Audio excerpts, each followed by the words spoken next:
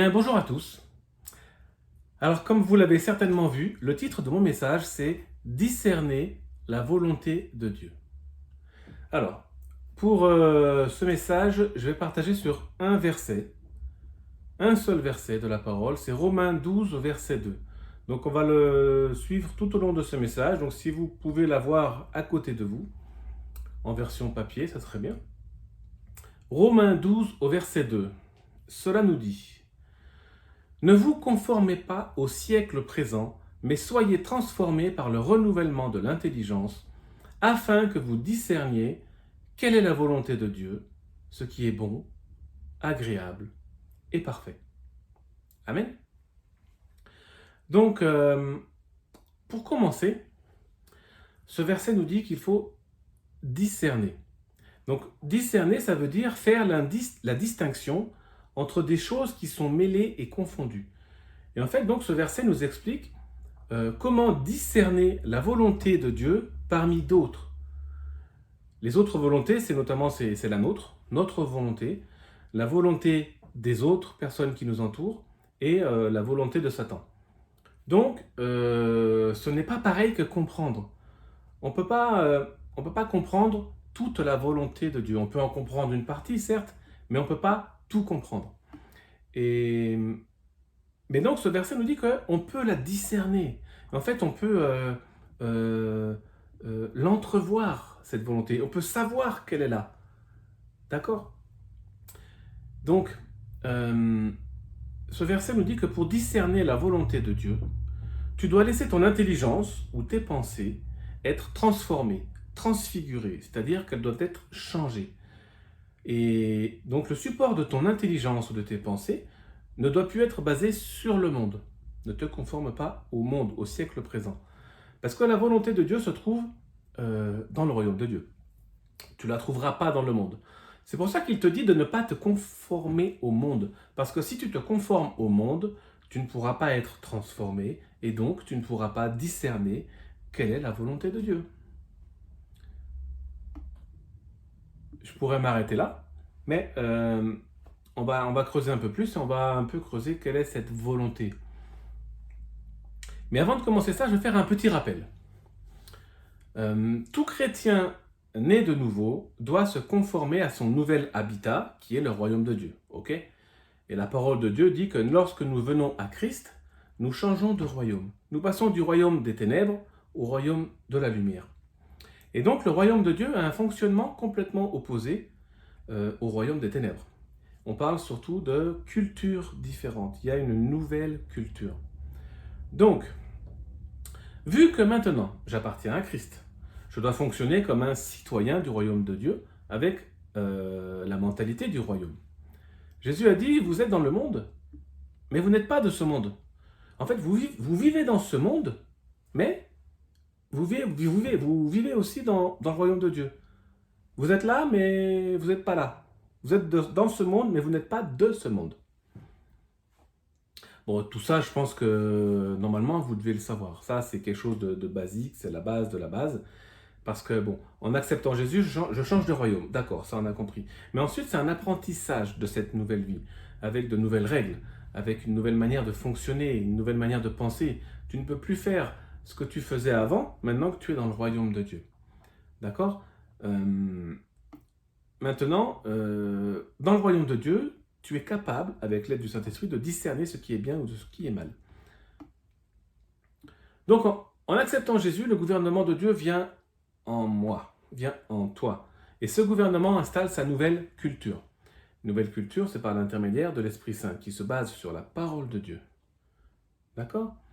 Donc, il met en toi, il instaure en toi une nouvelle culture. La culture du royaume de Dieu. Et dans la culture, il y a une nouvelle constitution. C'est la constitution du royaume de Dieu, c'est ce qu'on appelle la Bible. La parole, c'est la constitution. Il y a tes droits, tes devoirs, tes obligations, mais aussi tes privilèges. Tout est là-dedans. Il y a aussi les nouvelles lois, les lois du royaume de Dieu. Il y a aussi des nouvelles langues, le parler en langue. Il y a des nouvelles valeurs. Les valeurs du royaume de Dieu ne sont pas les mêmes valeurs que ce monde-ci. Et donc forcément, il y a des nouvelles normes. Et les normes, c'est l'expression concrète des valeurs en fait. Donc voilà, il y a un autre fonctionnement. Mais aussi, dans le royaume de Dieu, j'ai un nouveau maître, j'ai un nouveau roi, et ce roi, c'est Jésus-Christ. Alléluia. Ok. Donc, je ne dois plus me conformer à la culture de ce monde. Et c'est de ça que parle ce verset. Il ne parle pas de choses futiles, sans importance. Il y a des chrétiens qui rejettent tout ce qui vient du monde, sous prétexte que ça vient du monde. Mais bon, je pense qu'il y a un manque de discernement. J'en parlerai deux, trois mots à la fin. Et donc, nouveau royaume, nouvelle culture, et j'ai aussi donc une nouvelle identité. Vu que je suis né de nouveau, je dois découvrir ma nouvelle identité et de marcher dans cette nouvelle identité, et non plus avec l'ancienne. La parole de Dieu dit que je suis une nouvelle créature, et toutes choses sont devenues nouvelles. C'est-à-dire que ma vie change, mes pensées changent, mon comportement change, mes actes changent, mon attitude change, parce que j'ai une nouvelle vie en moi et je dois fonctionner avec les standards du royaume, je dois refléter les standards du royaume, et c'est pour ça que la parole dit que nous sommes la lumière dans ce monde. D'accord ? Et ça, je dois être conscient de qui je suis en Christ. Tu dois être conscient de qui tu es en Christ. J'aime bien le dire le dis-le. Je dois être conscient de qui je suis en Christ. Pasteur Fabrice, Corinne, on en parlait la dernière fois, de l'identité, l'importance du nom. Et donc cette nouvelle identité doit être inscrite en toi. Donc je dois être conscient de qui je suis. Parce que quand on trouve son identité, on regarde les choses de manière différente et on vit de manière différente. Et mon identité, ton identité, est liée à ce que je dis pour me définir en répondant à cette simple phrase « Qui je suis ?» Je le répète, mon identité est liée à ce que je dis pour me définir en répondant à cette simple phrase « Qui je suis ?» Qui tu es? Qui tu es? Amen. Il y a j'ai relevé un extrait d'un film chrétien qui parle justement d'identité. Et je vous le lis. C'est une conversation entre deux personnes. Alors, si je vous demande comment vous vous définissez, qui êtes-vous? Que diriez-vous? Eh bien, je suis coach de basketball à l'école. Bon, d'accord. Et si on devait vous priver de ça, vous diriez quoi? Eh bien, je suis aussi professeur d'histoire. D'accord. Et si on vous enlève ça aussi, vous êtes... Je suis un mari, un père... Et j'espère de tout mon cœur qu'on ne vous enlèvera jamais ça. Mais si c'était le cas, qui êtes-vous? Oh, je suis un homme, je suis français... Oui, bon, ok, mais il n'y a pas autre chose. Je suis chrétien. Et qu'est-ce que ça veut dire? Eh bien, ça veut dire que je suis un disciple de Christ. D'accord. Et c'est important pour vous? Ah oui, très important. Alors, pourquoi c'est tout en bas de votre liste quand je vous demande qui êtes-vous? Qui êtes-vous? Qui es-tu? Nous sommes avant tout disciples de Jésus-Christ. Ton identité est liée à ça. Tout découle de ça. Je sais qui je suis en Jésus-Christ. Donc voilà pour le petit rappel. Ça fait toujours de bien de rappeler certaines vérités. Ok ? On va revenir à notre verset du début, là, de Romains 12, verset 2, et on va le travailler. Donc, je vous le relis, Romains 12, verset 2.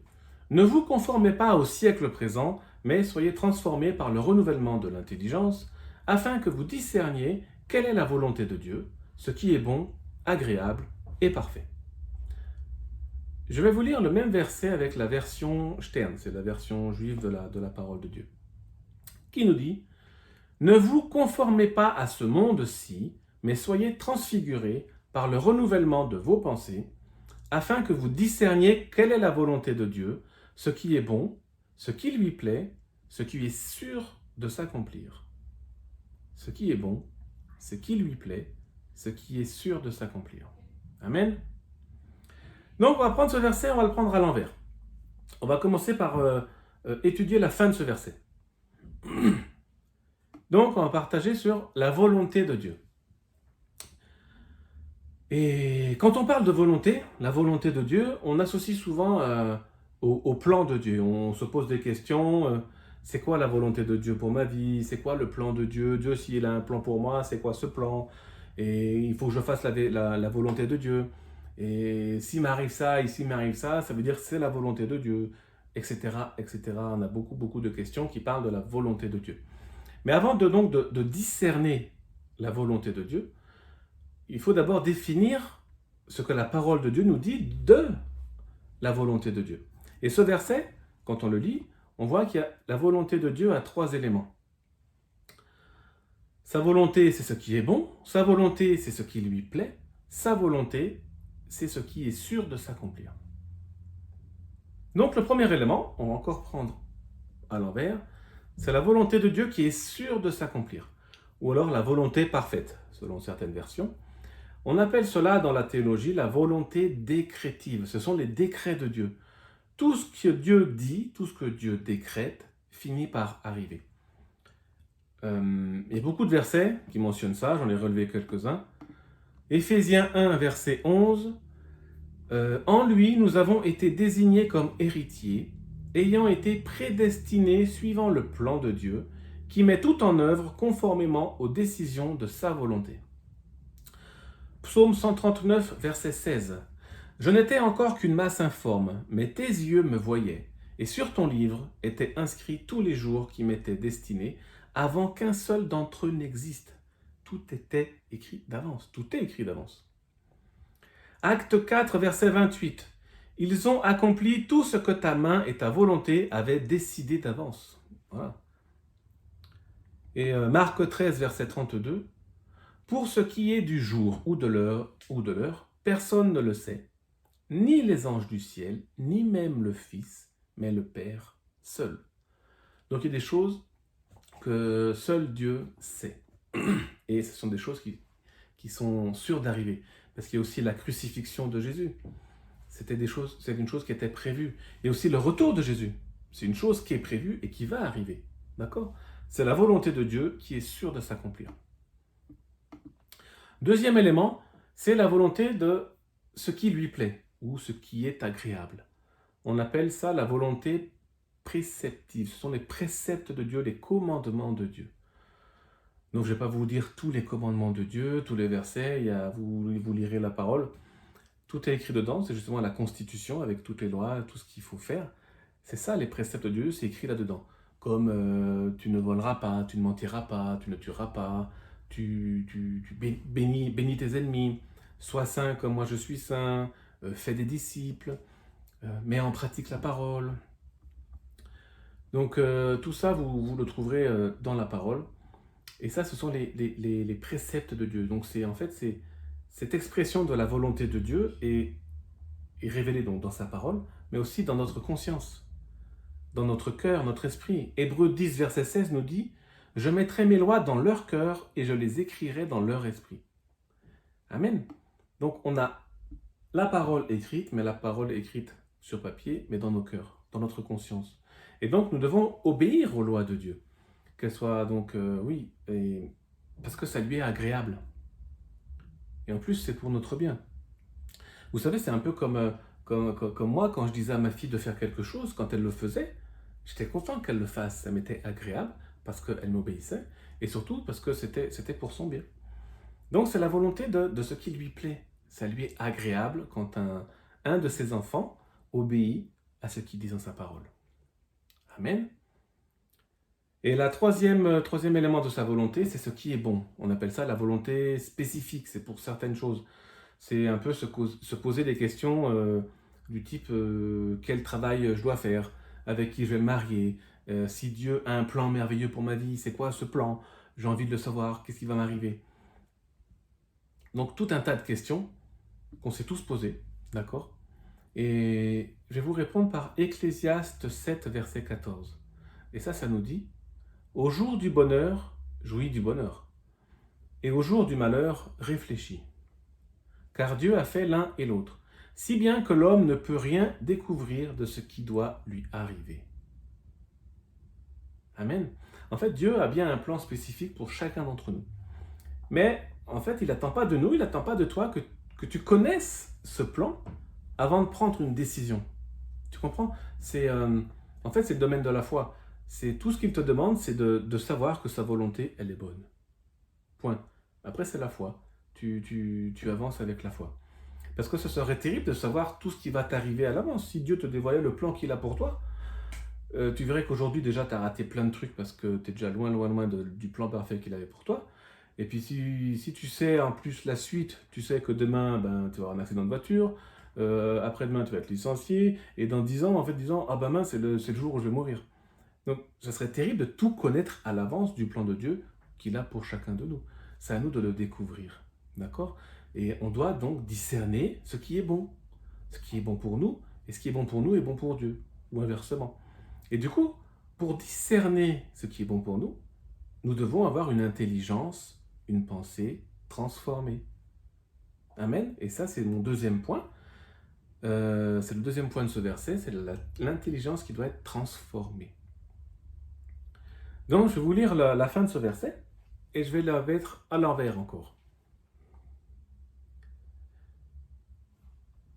Alors, à la fin, ça nous dit, enfin, afin de discerner quelle est la volonté de Dieu, vous devez vous laisser transformer par le renouvellement de votre intelligence. Afin de discerner quelle est la volonté de Dieu, vous devez vous laisser transformer par le renouvellement de l'intelligence, parce que sinon tu ne pourras jamais discerner la volonté de Dieu. C'est simple en fait. Parce qu'en fait, il est impossible de discerner quelle est la volonté de Dieu sur la base de notre raisonnement ou intelligence humaine. Donc, on doit être renouvelé. Et pour renouveler notre intelligence ou notre pensée, comment on fait? On doit se soumettre à la parole de Dieu. Et permettre à cette parole de transformer notre façon de penser afin que nous soyons rendus capables de saisir, de discerner la volonté de Dieu. Et ça, c'est le travail de l'âme, parce que le siège de notre raisonnement, de nos émotions, de notre volonté, c'est l'âme. Et c'est l'âme qui a besoin d'être transformée jour après jour, tous les jours. Besoin d'être transformée, pas par le monde, mais par la parole de Dieu. C'est ça le but du renouvellement de l'intelligence et de nos pensées. Alléluia. Dans le désert, vous savez, le peuple hébreu, à chaque fois quand Dieu l'a délivré d'Égypte, il disait, mais le peuple, quand on lit la parole, à chaque fois il disait, on veut retourner en Égypte, c'était mieux là-bas. Et il dit, mais pourquoi? Parce que Dieu les a délivrés, Dieu les a sauvés. Et le peuple n'arrête pas de dire, on veut retourner là-bas. Pourquoi? Ils étaient libres. Parce que le peuple hébreu est sorti d'Égypte, certes. Mais l'Égypte n'est pas sortie de la tête des Hébreux. En fait, ils avaient encore la mentalité de l'Égypte dans leur esprit, dans leur conscience. Comme nous en tant que chrétiens, nous sommes nés de nouveau. Dieu nous a fait sortir du monde des ténèbres pour nous emmener dans son royaume de la lumière, et on doit marcher en nouveauté de vie. Une nouvelle marche, un nouveau fonctionnement. Mais des fois, on se comporte comme si nous étions toujours dans le monde des ténèbres. C'est un peu comme les Hébreux dans le désert. Nos pensées, intelligence doivent être renouvelées. Ça prend du temps, c'est un travail de tous les jours. Par la parole de Dieu. Nos pensées doivent être renouvelées. Sinon, on va se laisser séduire par de faux raisonnements, des faux enseignements qui ne viennent pas de Dieu. Donc du coup, on ne pourra plus discerner la volonté de Dieu. Et donc, petit à petit, on va retourner dans le monde. C'est ce qui arrive... c'est ce qui est arrivé à l'époque de Paul. Je vous lis 1 Timothée 1, versets 18 et 19. Le commandement que je t'adresse, Timothée, mon enfant, selon les prophéties faites précédemment à ton sujet, c'est que d'après elles, tu combattes le bon combat, en gardant la foi et une bonne conscience. Cette conscience, quelques-uns l'ont perdue et ils ont fait naufrage par rapport à la foi. Encore aujourd'hui, en fait, ces personnes-là se sont conformées au siècle présent, à leur monde présent. Et souvent, ces personnes-là aujourd'hui, ils disent puisque Dieu est amour, tout est permis. Leur conscience est obscurcie par le monde actuel, et ça, en fait, ça nous amène au troisième point, c'est le monde actuel. Ils ont fait naufrage par rapport à la foi. Parce que leur conscience ne les reprend plus. Ils se sont conformés au monde et c'est devenu leur normalité. Ce ne sont plus les normes du royaume de Dieu, ils sont tombés dans les normes de ce monde présent. Donc, naufrage. Et mon troisième point, donc pour décortiquer ce verset, c'est le monde actuel, ou le siècle présent, ou ce monde-ci. Parce que le chrétien appartient au monde à venir, d'accord? Quand nous entrons dans le royaume de Dieu, nous devons abandonner les pensées de ce monde, d'accord? Comme j'ai dit tout à l'heure, un autre mode de fonctionnement. Parce que le monde présent, là, aujourd'hui, c'est comme hier, hein, le monde, c'est le monde sans Dieu. C'est le monde où l'homme tente de trouver son bonheur sans Dieu. C'est ce monde où l'homme vit sans Dieu. Et malheureusement, c'est ce monde où l'homme meurt aussi sans Dieu. Et le monde, en fait, c'est aussi un royaume. C'est le royaume de Satan. C'est un royaume complètement opposé à celui de Dieu. Parce que le monde, Satan, c'est le prince de ce monde, nous dit la parole de Dieu. Ce monde où tout est perverti, où le mal devient bien et le bien devient mal. Ce monde qui t'apprend à vivre sans Dieu, à faire des choses, à faire des choix contraires à ce que dit Dieu. Ce monde qui va à sa perte. Ce monde où les lois de Dieu sont bafouées, méprisées, rejetées, ignorées, transformées même. Ce monde où tout est permis, on dit c'est la liberté. Ce monde où l'homme est son propre Dieu. Mais en fait, ce monde où l'homme est esclave de son maître, ce maître qui est Satan. Et ce monde-là n'héritera pas l'éternité. Ce monde-là n'héritera pas le royaume de Dieu. Donc, ce verset nous dit, ne te conforme pas à ce monde. Sinon, tu vas faire naufrage. Si tu bases ton intelligence, tes pensées par rapport à ce monde, tu vas faire naufrage par rapport à la foi, parce que la foi se base sur la parole de Dieu, et la parole de Dieu n'est pas de ce monde. C'est pour ça qu'il dit, ne vous conformez pas au siècle présent. Et conformer, qu'est-ce que ça veut dire conformer? Ne vous conformez pas, c'est en fait, ne formez pas un attelage avec le monde présent. Ne faites pas comme le monde, en fait. Se conformer au monde, c'est suivre la mouvance actuelle. C'est chercher à plaire aux hommes plutôt qu'à Dieu. C'est tout accepter sans discernement. C'est se conformer au monde, c'est refuser de nager à contre-courant. C'est se laisser aller dans le courant tranquillement. C'est se conformer au monde, c'est refuser d'être différent, justement, de ce monde. Et beaucoup trop de chrétiens se conforment au monde. Beaucoup trop. Et pourquoi? Parce que ça, c'est pas normal. C'est pas normal. C'est un manque d'engagement? Oui, ça c'est sûr. Un manque de discernement? Oui, certainement. Le caractère pas assez transformé? Oui, ça c'est sûr aussi. Et une mauvaise influence? Oui, je pense qu'aussi des influences néfastes. Souvent on dit ne fréquente pas cette personne, il a une mauvaise influence sur toi. C'est un proverbe du monde, mais c'est vrai. Et donc quand j'ai fait ce message, j'ai regardé un peu dans le domaine psychologique. Et dans ce domaine-là, il y a un thème qu'on appelle le conformisme.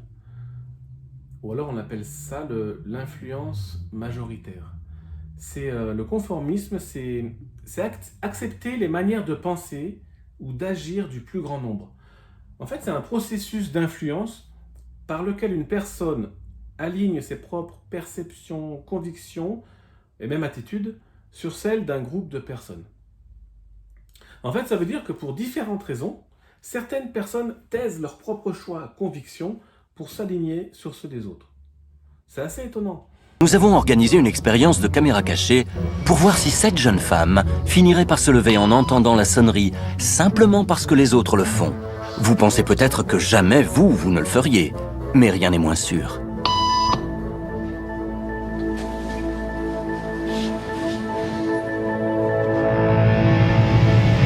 Il n'aura fallu que 3 sonneries pour que cette jeune femme, sans même savoir pourquoi, aligne son comportement sur celui du groupe. Et que se passerait-il si le groupe n'était plus là? Elaine, c'est à vous.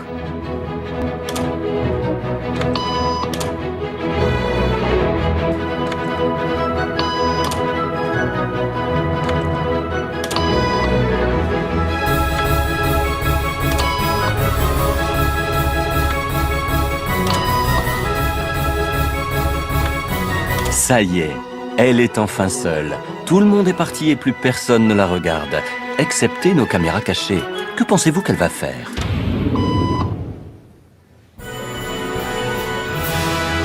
Notre cobaye n'a même plus besoin d'être en présence d'autrui pour se conformer aux règles du groupe. Voyons ce qui se passe si nous faisons entrer un nouveau personnage en scène qui ignore la règle. Bonjour, j'ai un rendez-vous à midi. Asseyez-vous, ce sera à vous dans quelques minutes. Parfait. Merci.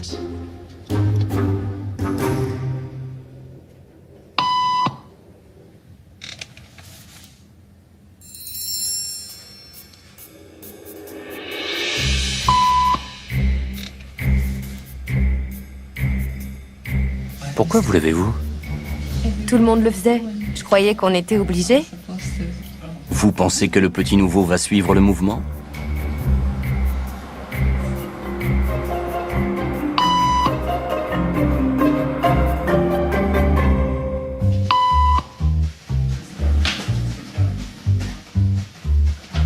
De nouveaux patients arrivent sans se douter de rien.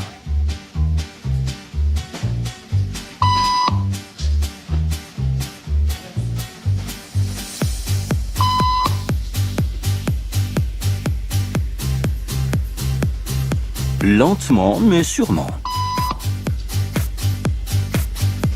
Ce qui n'était qu'une règle inventée spécialement pour cette jeune femme est devenu la norme pour tout le monde dans la salle d'attente. Cela explique pourquoi même les rebelles qui n'imitent pas les bêtises de leurs semblables finissent par rejoindre leur rang.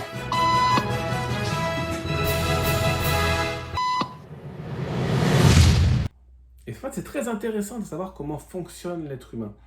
Il y a des études, recherches qui ont été faites par le professeur Solomon Asch. Vous recherchez sur YouTube, vous trouvez plein de vidéos sur le conformisme, les études qu'il a réalisées à partir des années 50, 60. Et dans le monde entier, il a fait énormément d'études pour savoir pourquoi certaines personnes se conforment et d'autres personnes ne se conforment pas. Et en fait, ce qui est intéressant, c'est que le plus souvent, ce qui ressort le plus quand on interviewe après ces personnes, c'est qu'ils ont changé ils se sont conformés au groupe parce qu'ils ont douté de leur propre choix, propre conviction, et ils ont eu peur d'être rejetés par les autres. Le doute et le rejet sont les 2 premiers facteurs que les personnes se conforment au monde. Et ce qui est encore plus étonnant, c'est qu'une personne sur 3 se conforme. Une personne sur 3. Moi, je trouve que c'est énorme. En fait, vraiment, c'est 33% des personnes suivent la réponse du groupe. Même si le groupe a tort, ils changent. Et en fait, parce qu'ils doutent de leur propre jugement, et ils s'alignent sur les autres en se convainquant eux-mêmes que les autres ont raison, puisqu'il n'y a que moi qui dis ça, et les autres, ils disent tous l'autre chose, donc ça doit être eux qui ont raison. C'est assez étonnant. Bon, ça, ce sont des études du monde, mais qu'on soit croyant ou non croyant, on reste un être humain. Et en se basant sur ces études, on peut dire qu'un croyant sur 3 se conformera au monde par peur d'être accusé, rejeté, mal aimé. On peut le dire, quand Jésus dans sa parole, il dit « Quand je reviendrai sur la terre, est-ce que je vais trouver la foi ?» Est-ce que vous n'allez pas faire tous naufrage par rapport à la foi parce que vous vous êtes conformés au monde? Vous avez eu peur de nager à contre-courant. Vous avez eu peur de rester dans vos convictions en disant « Non, le royaume de Dieu, c'est ça, la parole de Dieu dit ça. » Et je m'aligne sur ce que dit la parole de Dieu. Je ne me conforme pas à ce monde. Mais un chrétien sur 3 a de fortes chances de se conformer au monde. C'est ce qui arrive déjà en ce moment. Parce que leurs pensées ne sont pas assez transformées. Et même des dénominations chrétiennes entières qu'elle soit protestante ou catholique, peu importe, se conforme aux décisions du monde. Bon, je ne vais pas les citer, hein, bon, vous verrez bien, mais ces dénominations acceptent aujourd'hui de faire des actes qui viennent du monde au sein même des temples ou des édifices religieux, alors que Dieu dit dans sa parole qu'il déteste ça. Donc ils disent oui, mais les mœurs, ils évoluent, le monde change, le monde évolue. Oui, mais Dieu, il évolue pas, lui. Hein. Dieu, il change pas. Dieu est le même hier, aujourd'hui, éternellement. Ce qu'il a dit hier, il l'a dit hier. C'est encore valable aujourd'hui, ce sera encore valable demain. Donc on ne change pas comme le monde. On reste sur la parole. Le monde change, le monde va à sa perte. Et il va de plus en plus mal, ce monde. Mais nous, en tant que chrétiens, croyants, disciples, nous devons rester fermes dans les convictions de ce que dit la parole de Dieu. Et ça va aller de plus en plus dur. Amen, amen. Alors après, attention, j'en parlais au début, c'est une petite parenthèse que j'ouvre. On ne doit pas non plus tomber dans les extrêmes en refusant tout ce qui vient du monde, d'accord? Il ne faut pas tout mélanger. Quand la Bible dit de ne pas se conformer au monde, elle parle principalement des lois de Dieu, des lois de Dieu qui sont perverties, changées, transformées, qui sont à l'inverse de ce que Dieu demande. Ça ne parle pas de choses banales qui sont sans conséquence. Vous savez, avant la télévision, c'était la radio qui était considérée comme diabolique, parce qu'elle vient du monde, parce qu'on disait que Satan c'est le prince de l'air, et les ondes de la radio se déplaçaient dans l'air, et donc Satan se déplaçait dans les ondes de la radio. Et il rentrait chez toi à travers le poste de la radio. Donc il y a eu la radio, la télévision. Aujourd'hui, bon bref, je pense que faut arrêter un peu j'ai envie de dire les bêtises, quoi. Mais il y a même des chrétiens qui ne fêtent pas Noël. Parce que c'est du monde. À ce compte-là, tu fais plus rien, quoi. Tu prends pas de congés payés, parce que les congés payés, ça vient du monde. Je sais pas moi, tu prends pas de téléphone portable, parce que le téléphone portable, ça vient du monde. T'as pas de voiture, la voiture, ça vient du monde, donc tu prends pas de voiture. Enfin, je pense qu'il y a un moment où il y a un manque de discernement, parce que tout ce qui est dans ce monde vient du monde. Hein. Vous savez, donc, à moins d'aller dans une grotte et ne rien faire du tout, enfin voilà quoi, tu peux quand même prendre du plaisir quand même dans ce monde. Tu peux aller au cinéma, il y a des chrétiens qui vont pas au cinéma. Parce que c'est diabolique, ça vient du monde. Tu peux très bien aller au cinéma. Bien sûr, tu sélectionnes tes films, tu fais attention à ce que tu vois, mais tu peux très bien y aller. Tu peux t'acheter une belle voiture. Le mal, il est où? Mais ne t'en vante pas auprès des autres en disant « moi j'ai une belle voiture ». Tu peux t'acheter une belle robe, tu peux avoir des belles chaussures, une belle montre, mais ta robe qu'elle soit décente par rapport au regard.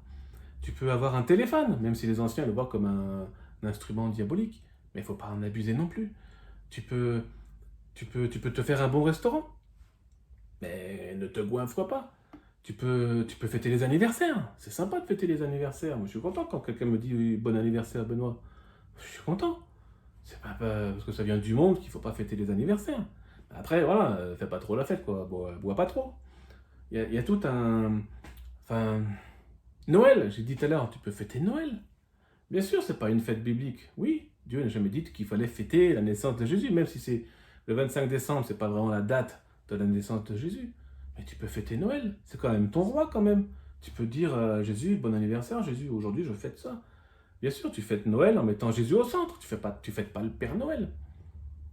Et vous savez, Noël, c'est une fête où les non-croyants, les non-chrétiens parlent le plus de Jésus. Plus qu'à Pâques. Non, c'est vrai, hein. Noël, c'est une fête qui rassemble la famille, c'est une fête qui rassemble, et on parle de Jésus plus qu'à Pâques. Donc pourquoi tu fêterais pas Noël? Enfin, vous voyez, c'est pas se conformer au monde, c'est pas ça que Dieu veut. En fait, ne te conforme pas avec le monde quand le monde vote et adopte des lois contraires aux lois de Dieu. C'est principalement ça, se conformer au monde. Parce que le monde permet des choses qui sont ignobles aux yeux de Dieu. Et plus ça va, et plus on le voit, plus l'écart se fait entre le monde et le royaume de Dieu. Surtout au niveau de la famille, entre autres. Donc voilà, sinon on est des religieux si on fait rien. On est légaliste. Fais pas ci, fais pas ça, nanani, et gna gna gna, va pas lire, écoute pas ça, écoute pas de musique du monde, écoute pas ça, regarde pas les films, va pas là-bas, va pas ci. Euh, Seigneur, reviens quoi, viens nous chercher parce que on doit être la lumière dans ce monde. Hein. Donc si on est trop légaliste, si on est trop à refuser tout ce qui vient du monde, comment les gens vont venir à Christ? Ils ont dit, j'ai pas envie d'avoir cette vie-là, moi. Donc voilà ma parenthèse. C'était une grosse parenthèse, mais bon, je pense qu'il faut le dire. Il faut quand même discerner. Et on ne peut pas comprendre, mais discerner. Donc, concrètement, pour finir, concrètement, si tu veux discerner la volonté de Dieu, d'accord? Tu dois te laisser transformer dans ton intelligence, tes pensées, avec l'aide du Saint-Esprit, en se basant sur la parole de Dieu. Mais si tu te conformes encore au monde, alors le Saint-Esprit ne pourra pas transformer ton intelligence. Pourquoi? Parce que le Saint-Esprit s'appuie sur la parole de Dieu. Et donc tu ne pourras pas discerner la volonté de Dieu, parce que toi tu t'appuies sur le monde. En fait, c'est aussi simple que ça.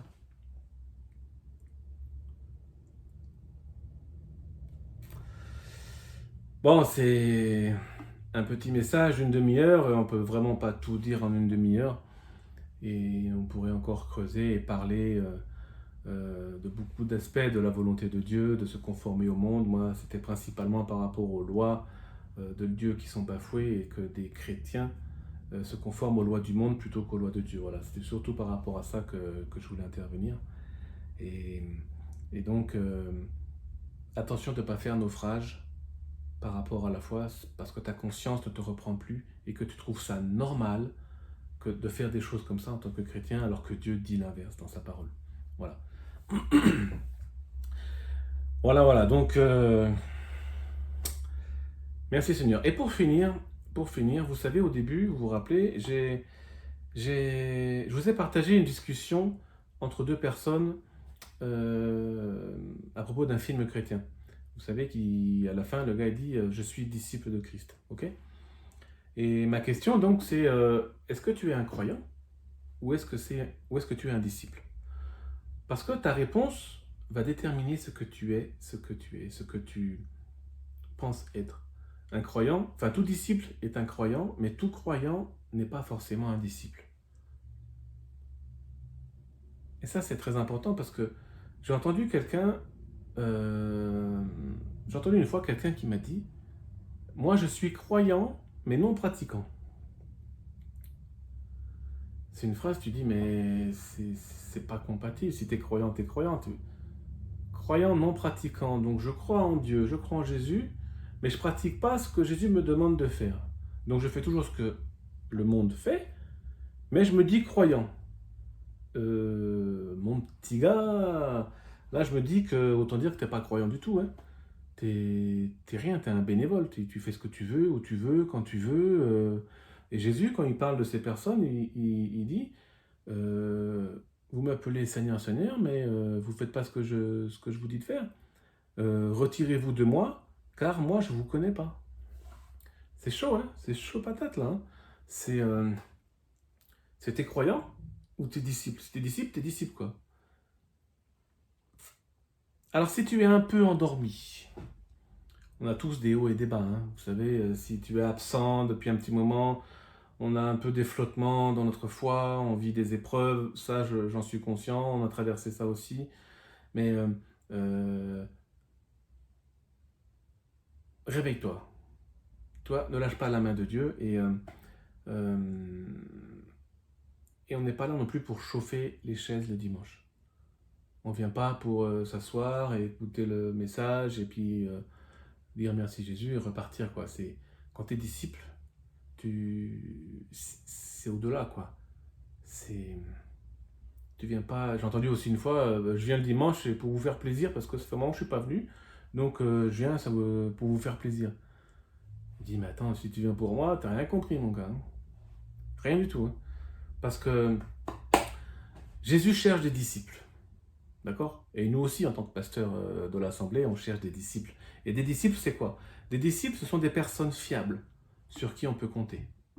Des disciples, ce sont des personnes disponibles, qui sont toujours présentes, actives. Des disciples, ce sont des personnes obéissantes, qui ont compris le principe d'autorité. Des disciples, ce sont des personnes qui se mettent au service de Jésus, dans l'Église et en dehors de l'Église. Des disciples, ce sont des personnes qui ne se conforment plus au monde et ses lois iniques, mais qui se conforment à la parole de Dieu. Des disciples, ce sont des personnes qui vivent dans le royaume de Dieu, qui ont une nouvelle mentalité, une nouvelle culture, des nouvelles valeurs et des nouvelles normes. Et ça se voit. Ça se voit qu'ils sont la lumière du monde et le sel de la terre. Il y a une différence. Je pourrais encore en dire et en dire, mais si je te repose la question de tout à l'heure, qui es-tu? Que répondras-tu? Pose-toi cette question. Qui je suis? Qui je suis? Qu'est-ce que je fais de ma vie? Qu'est-ce que je fais avec Dieu? Comment je vis les valeurs du royaume de Dieu dans ma vie, mon travail, ma famille, à l'église, en dehors, partout où je vais? Qui je suis? Je suis disciple de Jésus-Christ et je vis comme tel. Alléluia. Et je vais vous laisser avec une citation qui dit: quand on me demande qui je suis, je réponds que je suis un disciple de Jésus-Christ et que je vis pour lui, parce qu'il est mort pour moi. Et si je meurs pour lui, alors lui vivra pour moi, afin que lui et moi, nous vivions dans son royaume pour l'éternité.